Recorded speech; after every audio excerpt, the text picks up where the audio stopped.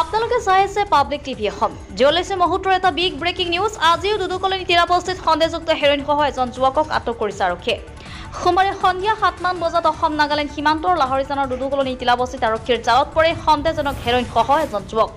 প্ৰাপ্ত খবৰ অনুসৰি খটখটি থানাৰ ভাৰপ্ৰাপ্ত আৰক্ষী বিষয়া নিতুল শইকীয়াই এক গোপন খবৰৰ ভিত্তিত SI বিমান চেতিয়া অমৰজ্যোতি শৰ্মা থানা ষ্টাফ লাহৰিজান হনুমান মন্দিৰ VDP দুদুকলনি VDPৰ সহযোগত খটখটি থানাৰ অন্তৰ্গত লাহৰিজান দুদুকলনি তীৰাবস্তিত এখন AS15A 2228 নম্বৰ মাৰুতি 800 গাড়ীত সন্দেহবশত আৰক্ষীয়ে তালাচী চলায়।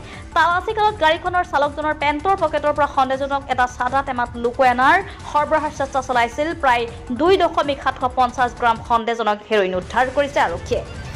নাগালেণ্ডৰ জনবটু জিলাৰ ইনাভি ঝিমু বুলি চিনাক্ত কৰা হৈছে আৰু ঘটনাস্থলীত নিৰপেক্ষ সাক্ষীগণৰ সৈতে বৰপথাৰ আৰক্ষী চক্ৰ বিষয়া শ্যামল নিয়োগৰ উপস্থিতিত হেৰোইনখিনি জব্দ কৰি তদন্ত অব্যাহত ৰখা বুলি জানিব পৰা গৈছে।